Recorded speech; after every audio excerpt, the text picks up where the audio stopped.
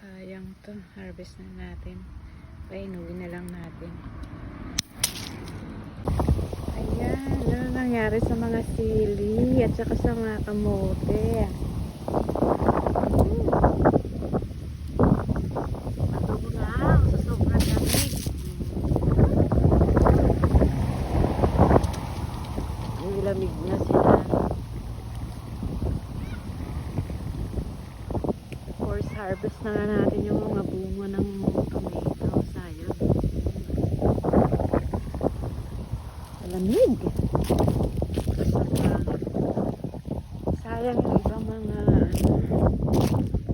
hindi na nakayanan yung lamig. Sayang yung ibang mga bunga. Pwede na i-harvest yan. Sayang eh.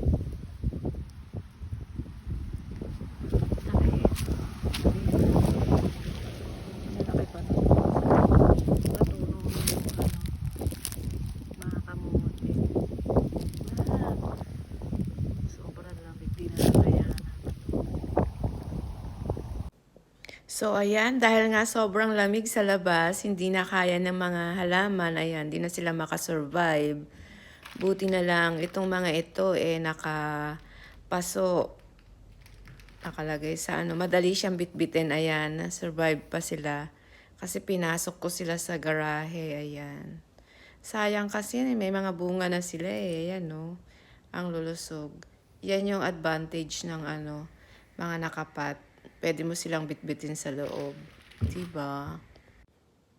Ayan, buti na lang ito nakapaso. Kaya ayan, nabitbit ko sa loob. Kasi kung hindi siya nakapaso at nakadirect sa lupa, ayan, malamang natunaw na rin siya sa lamig. Ayan, naku, ang malunggay, naubusan ng dahon. Ano ba yan? Sana naman makasurvive siya.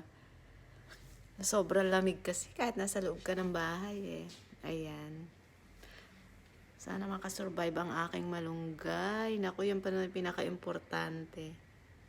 Ayan o. Mukhang buhay pa naman siya. Naubusan lang ng dahon.